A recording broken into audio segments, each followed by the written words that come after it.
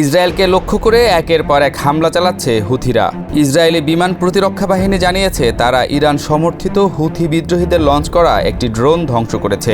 একই দিনে ইয়েমেনের হুদাইদা বন্দরের উপর ইসরায়েলের অভিযানে মধ্যপ্রাচ্যের উত্তেজনা আরও বৃদ্ধি পেল। ইসরায়েল জানিয়েছে আজ সকালে বহির্গামী আকাশপথের লক্ষ্যবস্তু হিসেবে শনাক্ত হওয়া একটি হুথি ড্রোন নিয়ন্ত্রণে নিয়ে ধ্বংস করা হয়েছে। মনে করা হচ্ছে ওই ড্রোনটি ইয়েমেনের উত্তরাঞ্চল থেকে ছোড়া হয়েছিল, যার লক্ষ্য ছিল ইসরায়েলের গুরুত্বপূর্ণ স্থাপনা। ড্রোন ধ্বংসার কয়েক ঘন্টা পরই ইসরায়েলি বাহিনী হুদাইদা বন্দরের অবকাঠামোর উপর হামলা চালায়, যার লক্ষ্যবস্তু ছিল পুনর্গঠন কাজের প্রকৌশল যানবাহন, জ্বালানি গোডাউন ও স্টোরেজ ট্যাঙ্কার। ইসরায়েল সরকারের এক উন্মুক্ত বিবৃতিতে বলা হয়েছে, হুদাইদা বন্দর অস্ত্র এবং গোলাবারুদ পরিবহনের প্রধান পথ হিসেবে ব্যবহৃত হচ্ছিল। তাকে নিষ্ক্রিয় করাই মূল উদ্দেশ্য। মার্চ থেকে গাজা সীমান্তে যুদ্ধবিরতি ভেঙে পড়ার পর থেকে হুথি বিদ্রোহীরা ইসরায়েলের উপর 50-এরও বেশি ক্ষেপণাস্ত্র এবং 13টির বেশি ড্রোন হামলা চালিয়েছে। ইরান সমর্থিত এই হুথি হামলা ও ইসরায়েলের প্রতিক্রিয়া মধ্যপ্রাচ্যের উত্তেজনাকে নতুন উচ্চতায় নিয়ে যাচ্ছে। জাতিসংঘ নিরাপত্তা পরিষদের বিবৃতিতে সমস্ত পক্ষকে মস্তিষ্কের স্থিতিশীলতা বজায় রাখতে আহ্বান জানানো হয়েছে। মার্কিন নেতৃত্বাধীন অপারেশন এখনও লোহিত সাগরে চলাচলরত বাণিজ্যিক জাহাজগুলোর নিরাপত্তা নিশ্চিতে সমন্বিত হস্তক্ষেপ চালিয়ে যাচ্ছে। ইসরায়েলের প্রতিরক্ষা মন্ত্রী সতর্ক করেছেন, ইয়েমেনের অবস্থা তেহরানের অভিজ্ঞতার সমকক্ষ হবে। এর ফলে সমগ্র অঞ্চলেই সম্ভাব্য বড়সড় সামরিক অভিযান এবং বাণিজ্যিক নৌপথে কূটনৈতিক চাপ বাড়বে। বিশ্লেষকরা বলছেন, কূটনৈতিক সংলাপ ছাড়া উত্তেজনা কমানো কঠিন হবে।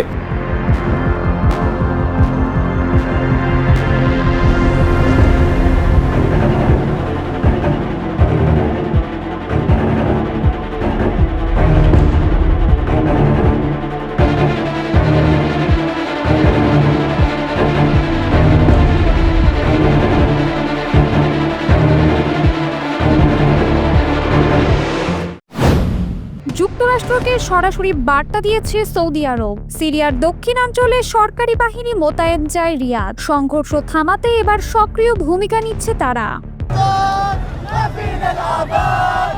গোষ্ঠীগত সংঘাতে উত্তপ্ত সিরিয়ার সুয়েইদা অঞ্চল, সেখানে প্রায় প্রতিদিনই হচ্ছে সহিংসতা। দ্রুজ ও বেদুইনদের মধ্যে চলছে পাল্টাপাল্টি ধাওয়া। ইতিমধ্যে জড়িয়েছে সরকারি বাহিনীও।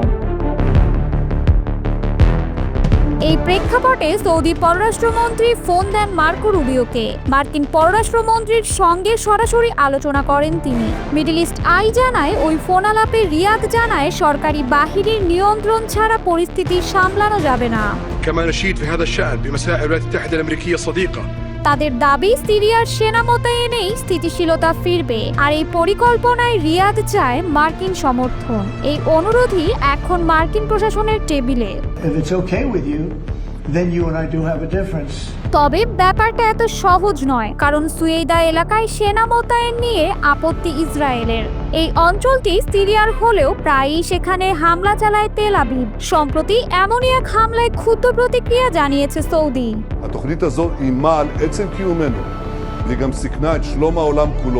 ইসরায়েলি বিমান হামলার লক্ষ্যবস্তু ছিল দামেস্কো ও সুয়েইদা। রিয়াদ মনে করছে এটা আগ্রাসন ছাড়া আর কিছু নয়। সরাসরি এই হামলার নিন্দা জানিয়েছেন যুবরাজ মোহাম্মদ বিন সালমান। ফোনে সিরীয় প্রেসিডেন্ট আহমদ আল শারার সঙ্গেও আলোচনা করেন তিনি। সৌদি জানিয়েছে, সিরিয়ার স্থিতিশীলতা ফিরিয়ে আনতে তারা সব সময় পাশে থাকবে, আর এজন্য দরকার কেন্দ্রীয় বাহিনীর নিয়ন্ত্রণ। তবে রিয়াদের এই অবস্থান ইসরায়েলের জন্য অস্বস্তির। সিরিয়ার সুয়েইদা শহরে বসবাস করে প্রায় 7 লাখ দ্রুজ। এ গোষ্ঠী একসময় সরকারের সঙ্গে সংঘাতেও জড়িয়েছে। এখন আবার তাদের উপর হামলার অভিযোগ উঠেছে বেদুইনদের। পরিস্থিতি এতটাই জটিল যে কোনো সময় ফের রণক্ষেত্রে পরিণত হতে পারে অঞ্চলটি। এই আবহে সেনা মোতায়েনের বিষয়টি সামনে আনলো সৌদি। তাদের দাবি, এতে শান্তি প্রতিষ্ঠা সহজ হবে। কিন্তু ইসরায়েল চায় না সিরিয়ার বাহিনী এখানে শক্তিশালী হোক, আর এখানেই তৈরি হয়েছে বড় কূটনৈতিক চাপ। مواطنا فاعلا في بلده متسلحا بالعلم والمعرفة. যুক্তরাষ্ট্র এখন এক কঠিন পরিস্থিতিতে, একদিকে পুরনো মিত্র ইসরায়েল, অন্যদিকে সাম্প্রতিক মিত্র সৌদি আরব। তাদের অবস্থান পুরোপুরি বিপরীত, আর এ অবস্থায় সিদ্ধান্ত নিতেই হিমশিম খাচ্ছে ট্রাম্প প্রশাসন। It's really not okay with him. Therefore, you may have to fight, and maybe it'll end very quickly. মধ্যপ্রাচ্যে ফের বাড়ছে উত্তেজনা, আর তার কেন্দ্রবিন্দুতে সিরিয়ার এক অঞ্চল সুয়েইদা। এই অঞ্চল ঘিরেই মুখোমুখি হয়েছে রিয়াদ ও তেল আবিব, আর সেই উত্তাপ লেগে যাচ্ছে ওয়াশিংটনেও।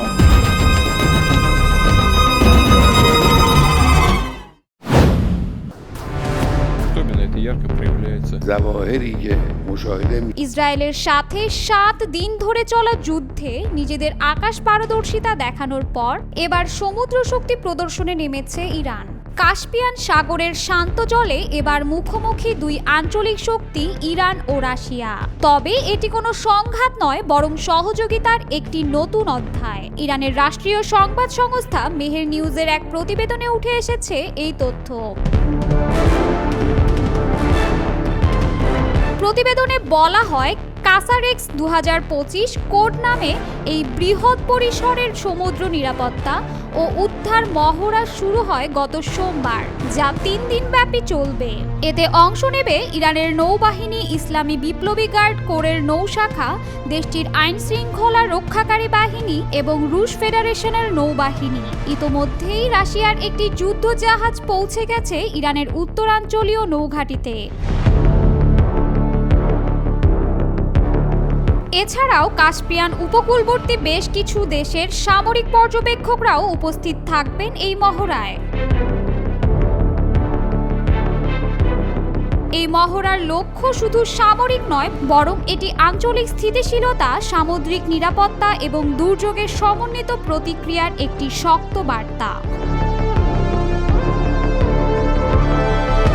এই মহড়ার প্রতিপাদ্য হল নিরাপদ ও সুরক্ষিত কাস্পিয়ান সাগরের জন্য একত্র হওয়া। মূলত সমুদ্রপথে উদ্ধার ও নিরাপত্তা ব্যবস্থার উন্নয়ন, মেরিটাইম দুর্যোগের সমন্বিত প্রতিক্রিয়া এবং আন্তঃদেশীয় সামরিক সহযোগিতার চর্চাই এর প্রধান লক্ষ্য।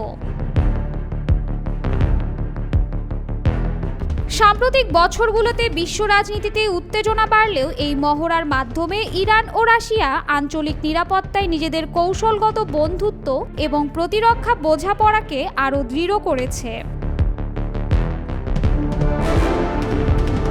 ইরান ও রাশিয়ার মধ্যে সামরিক সহযোগিতা নতুন নয়। সিরিয়ার রুশ হস্তক্ষেপে ইরানের সমর্থন কিংবা পশ্চিমাদের নিষেধাজ্ঞা মোকাবেলায় রুশ ইরানি সম্পর্ক বরাবরই কৌশলগত। এই মহড়া শুধু একটি প্রযুক্তিগত অনুশীলন নয়, পশ্চিমা প্রভাব বলয়ের বাইরে দাঁড়িয়ে আঞ্চলিক শক্তিগুলোর সক্ষমতা প্রদর্শনের এক গুরুত্বপূর্ণ বার্তা দেয় এই মহড়া। কাস্পিয়ান সাগর শুধু তেল গ্যাসের জন্যই নয়, রাশিয়া, ইরান, আজারবাইজান, কাজাখস্তান ও তুর্কমেনিস্তানের জাহাজ চলাচলের এক গুরুত্বপূর্ণ রুট এটি। এখানে রুশ ইরান মহড়া ভবিষ্যতের আঞ্চলিক নিরাপত্তা কাঠামো গঠনে এক নজির হয়ে থাকতে পারে। কাসারেক্স 2025 আমাদের জানান দেয় যে কূটনীতি ও সামরিক কৌশল একত্রে এগিয়ে যাচ্ছে মধ্য এশিয়া ও ইউরেশিয়া অঞ্চলে। কাস্পিয়ান সাগরের ঢেউয়ে এখন শুধু বাণিজ্যের নয়, ভেসে আসছে নিরাপত্তা, আস্থা ও নতুন প্রতিরক্ষা জোটের বার্তা।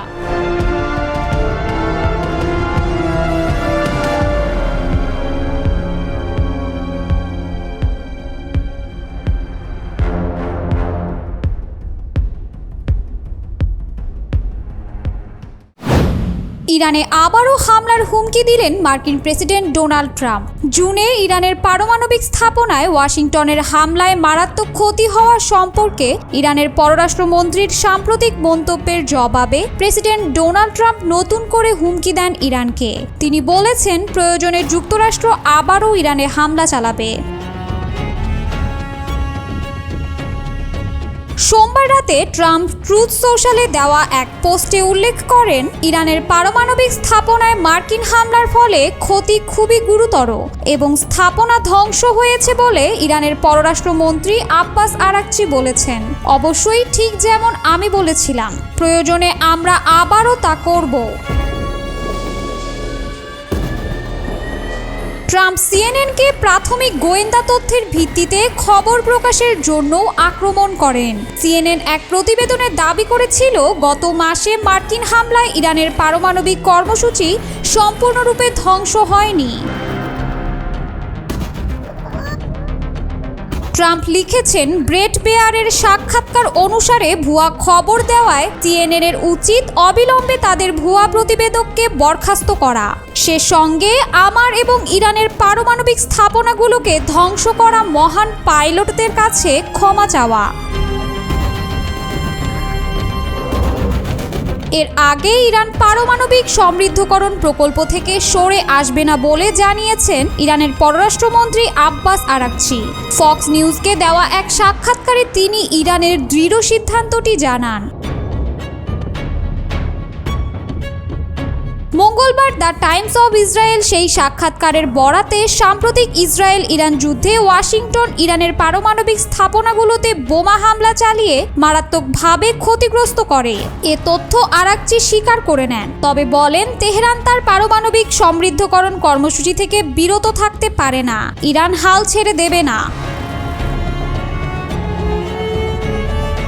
তিনি বলেন, সমৃদ্ধকরণ আপাতত বন্ধ করা হয়েছে কারণ ক্ষতির পরিমাণ ব্যাপক, তবে স্পষ্টতই আমরা সমৃদ্ধকরণ ত্যাগ করতে পারি না, কারণ এটি আমাদের নিজস্ব বিজ্ঞানীদের একটি অর্জন। এখন তার চেয়েও বেশি এটি জাতীয় গর্বের প্রশ্ন। এদিকে ইরান পারমাণবিক সমৃদ্ধকরণ প্রকল্প থেকে সরে আসবে না বলে জানিয়েছেন ইরানের পররাষ্ট্রমন্ত্রী আব্বাস আরাকচি। এদিকে রাশিয়ার প্রেসিডেন্ট ভ্লাদিমির পুতিন হঠাৎ করেই মস্কোয় ইরানের সর্বোচ্চ নেতা আয়াতুল্লাহ খামেনির জ্যেষ্ঠ উপদেষ্টা আলী লারিজানির সঙ্গে বৈঠক করেছেন। ক্রেমলিনের বরাতে জানানো হয়েছে, এ বৈঠকে আলোচনার মূল বিষয় ছিল ইরানের পারমাণবিক কর্মসূচি এবং মধ্যপ্রাচ্যের সাম্প্রতিক ভূরাজনৈতিক পরিস্থিতি। ক্রেমলিনের মুখপাত্র দিমিত্রি পেসকভ জানিয়েছেন, লারিজানি ইরানের পারমাণবিক ফাইল ও আঞ্চলিক অগ্রগতির সর্বশেষ আপডেট পুতিনকে জানান। জবাবে পুতিন আঞ্চলিক স্থিতিশীলতার পক্ষে রাশিয়ার দীর্ঘদিনের অবস্থান পুনর্ব্যক্ত করেন এবং পারমাণবিক উত্তেজনা রাজনৈতিকভাবে মেটানোর আহ্বান জানান। সম্প্রতি কিছু আন্তর্জাতিক গণমাধ্যম দাবি করেছিল পুতিন নাকি তেহরানকে একটি যুক্তরাষ্ট্র সমর্থিত চুক্তি গ্রহণে উৎসাহিত করেছেন, যা ইরানের ইউরেনিয়াম সমৃদ্ধকরণ সীমিত করতে চায়। তবে রাশিয়া এ দাবিকে ভিত্তিহীন বলে প্রত্যাখ্যান করেছে।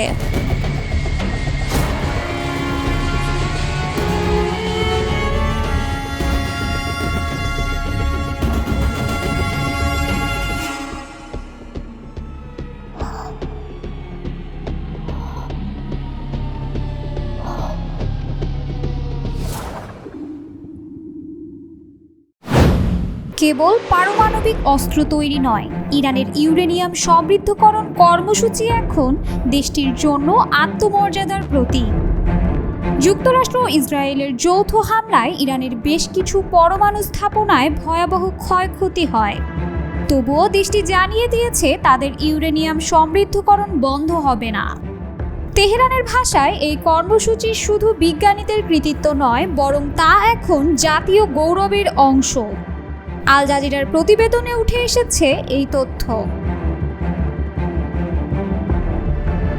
ইরানের পররাষ্ট্রমন্ত্রী আব্বাস আরাকচি সম্প্রতি এক সাক্ষাৎকারে বলেছেন, যুক্তরাষ্ট্র ও ইসরায়েলের হামলার ফলে ক্ষতি মারাত্মক হলেও ইরান কখনোই তাদের পারমাণবিক কর্মসূচি থেকে সরে আসবে না, কারণ এটি তাদের বৈজ্ঞানিক অগ্রগতি এবং দেশের মর্যাদার প্রতিচ্ছবি।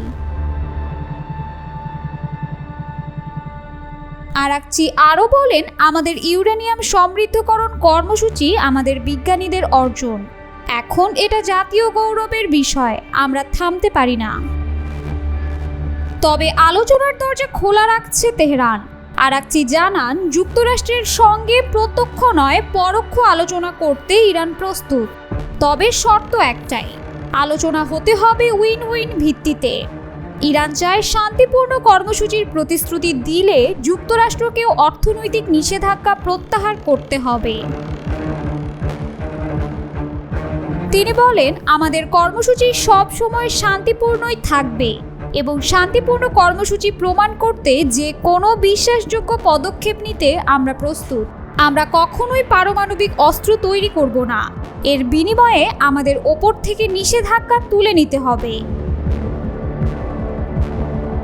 ইরান ও যুক্তরাষ্ট্রের সম্পর্ক নিয়ে এই বক্তব্য এসেছে এমন এক সময়ে যখন মাত্র মাসখানেক আগেও দুই দেশ আলোচনা চালাচ্ছিল নতুন একটি পরমাণু চুক্তির জন্য।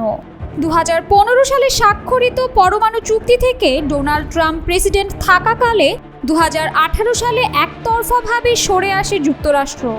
এরপর থেকেই চরম উত্তেজনা বিরাজ করছে তেহরান ও ওয়াশিংটনের মধ্যে। চলতি বছরের মে মাসে পরোক্ষভাবে ফের আলোচনা শুরু হয় দুই দেশের মধ্যে, কিন্তু 13 জুন ইসরায়েলের আকস্মিক বিমান হামলায় সেই আলোচনা ভেঙে পড়ে। ওই হামলায় ইরানের একাধিক সামরিক ও পারমাণবিক স্থাপনা ধ্বংস হয়। এতে মারা যান 900-রও বেশি মানুষ। প্রতিক্রিয়ায় ইসরায়েলেও প্রাণ হারান কমপক্ষে 28 জন। 12 দিন যুদ্ধের পর যুক্তরাষ্ট্রের মধ্যস্থতায় 24 জুন যুদ্ধবিরতি কার্যকর হলেও দুই দেশের মধ্যে চলমান কূটনৈতিক আলোচনা মুখ থুবড়ে পড়ে। এই হামলা শুধু পরমাণু স্থাপনার ক্ষতি করেনি, ভেঙেছে বহু মানুষের স্বপ্ন। যেসব গবেষকরা শান্তিপূর্ণ উন্নয়নের কথা ভাবতেন তাদের অনেকেই আজ মৃত অথবা নিখোঁজ। ইরান এখন দ্বিমুখী কৌশল নিচ্ছে।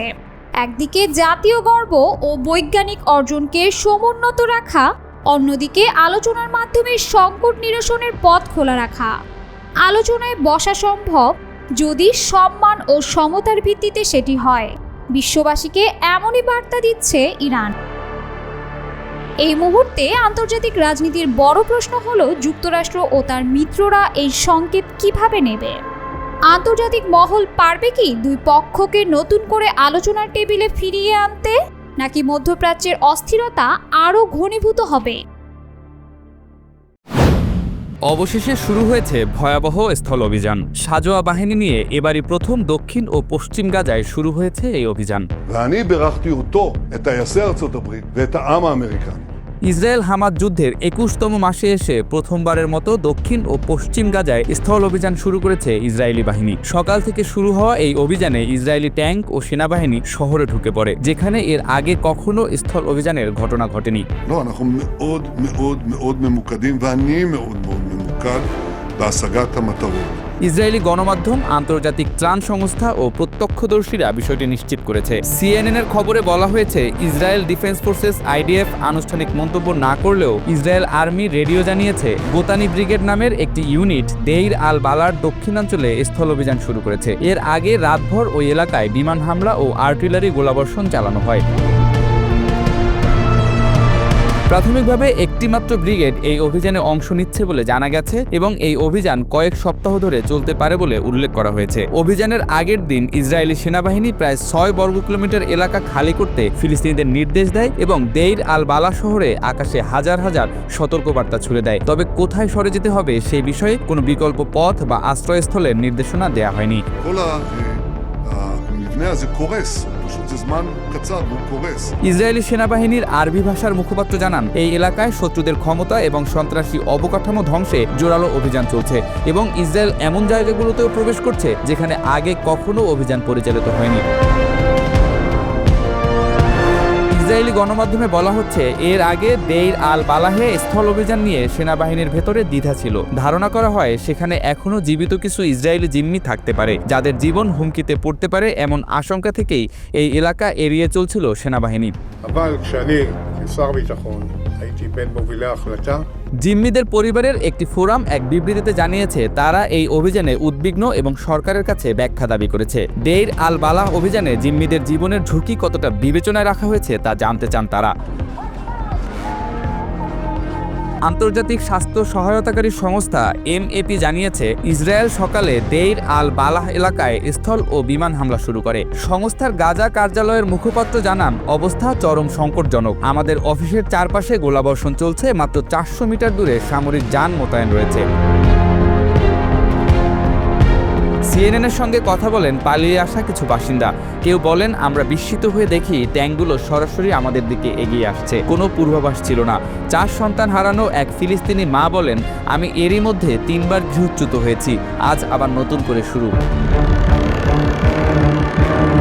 অন্য এক বাসিন্দা মোহাম্মদ আবু আমুস বলেন, রাতভর গোলাবর্ষণ আর বোমা হামলা হয়েছে আমাদের উপর। তারা শুধু বলেছে চলে যাও, কিন্তু কোথায় যাব? আত্তেফ আবু মুসা নামের এক বাসিন্দা জানান, এই তাঁবুটি আমি 13 বার খুলে আবার গুটিয়েছি। আজকের ঘটনাগুলো ছিল সবচেয়ে ভয়ঙ্কর। আরেক বাসিন্দা বলেন, আমরা শুধু গায়ের কাপড় পরে পালিয়েছি। ক্ষুধা, অনাহার, হত্যা, গৃহচ্যুতি আমরা আর পারছি না। আমাদের বাচ্চারা আমাদের চোখের সামনে মরছে, এটা আর সহ্য হচ্ছে না।